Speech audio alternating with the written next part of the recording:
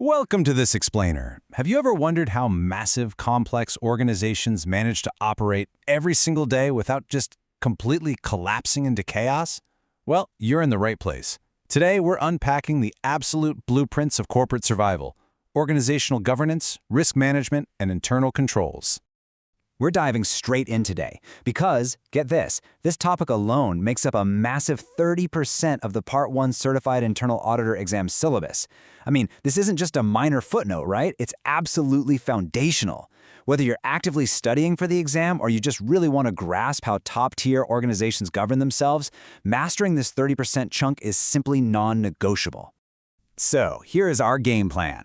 We'll be breaking this complex anatomy down into 5 clear parts: principles of organizational governance, roles of the board and management, the impact of culture, internal audit's vital role, and finally, governance system maturity. All right, kicking things off with Part 1, Principles of Organizational Governance. Let's lay down that foundational blueprint. A really crucial starting point for us is the Institute of Internal Auditors' exact definition. They define governance as the combination of processes and structures implemented by the board to inform, direct, manage, and monitor the activities of the organization toward the achievement of its objectives. Essentially, think of it as the ultimate operating system. It's all about mapping out the relationships among management, the board, shareholders, and other stakeholders, ensuring the whole operation is held accountable and stays perfectly aligned with its goals.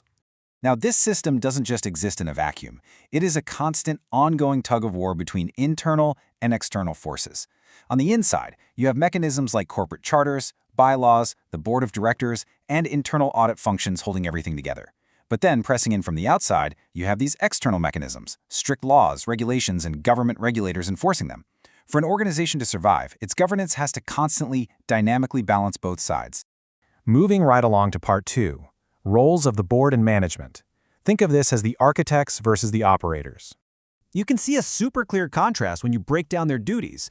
The board? Well, they are the architects. They sit up at the strategic level, steering the overall direction, providing oversight, selecting or removing officers, and even making the big calls on capital structure and dividends. They essentially decide the organization's total appetite for risk. Senior management, on the flip side, are the operators. They take those high-level directives from the board and actually execute them day to day, deciding exactly where specific risks will be managed in the real world. And speaking of managing risks down in the trenches, senior management delegates to specific risk owners. These are managers who have a very strict 4-step mandate. First up, they have to evaluate if their risk management activities are actually designed adequately. Second, they determine if those activities are operating effectively in reality, not just on paper. Third, they establish continuous monitoring activities. And finally, they ensure that accurate, timely information flows all the way back up the chain to senior management and the board. Okay, on to Part 3, the impact of culture. This is the invisible glue holding the entire structure together. Here is the stark reality. All those formal governance processes we just talked about, they mean absolutely nothing without a solid organizational culture to support them. Governance leans incredibly heavily on human attitudes and behaviors, and culture itself is built on 3 main pillars. You have the mission, which is the core purpose, the vision, representing the long-term aspirations, and core values, those non-negotiable beliefs about what is and isn't acceptable behavior. These 3 elements totally dictate whether controls will actually be followed. You can think of culture as a lens that either distorts or clarifies risk. Take a risk-aggressive culture, for example. In that environment, personnel usually have much lower regard for internal controls. People are cutting corners, which means internal auditors might actually underestimate the real risks if they aren't paying close attention. Conversely, in a risk-averse culture, there's a super high degree of regard for controls, which can sometimes lead auditors to overestimate risks. It completely changes the game.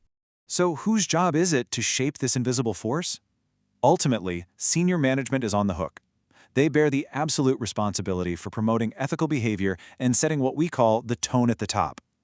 An unhealthy culture, say one that sets completely unreasonable performance expectations, can absolutely destroy the objectivity of decision-making and rot the entire governance structure from the inside out. Which brings us to Part 4, Internal Audit's vital role. This is the organization's independent immune system. If the Chief Audit Executive, the CAE, wants to add actual value, they cannot just audit at random. They absolutely must follow Principle 9, plan strategically. This means positioning the internal audit function to truly fulfill its mandate. But to do that effectively, the CAE has to profoundly understand the organization's unique governance and risk management processes. If you don't know how the organization makes decisions, creating a truly strategic audit plan is basically impossible. So how do they get that deep understanding? Well, the CAE basically acts like a lead investigator. They gather crucial intel through direct, candid discussions with the board and senior management.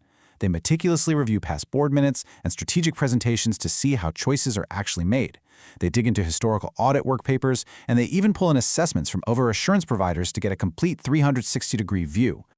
Armed with all that intel, the audit team jumps into action. Because they have complete organizational independence and aren't swayed by daily operations, they can step back and execute some pretty vital roles. They assess the governance processes objectively, they monitor compliance with the code of conduct, report significant issues straight to the board, assess the overall ethical climate, and actively support a culture of fraud awareness. They are the ultimate objective eyes and ears. Finally, we reach Part 5, Governance System Maturity. Let's look at how all this evolves over time. You know, governance isn't some static, fixed thing. It's a highly dynamic, evolving process. When a governance system is less mature, the audit function acts kind of like a police force. There's a heavy emphasis on strict compliance with policies and tackling just the most basic risks. But as the organization matures and becomes more sophisticated, that function shifts. It moves away from mere compliance and focuses much more heavily on optimizing structures, improving practices, and actively adding real strategic value. So I'm going to leave you with this final, provocative thought to apply to your own studies or your career. When you look at an organization's governance blueprint, when you see how the board directs, how management executes, and how the culture operates, ask yourself, are they stuck in a less mature state, just checking compliance boxes? Or are they truly optimizing for ultimate success? Because understanding that difference, well, that's the real key to mastering corporate governance. Thanks for joining this explainer.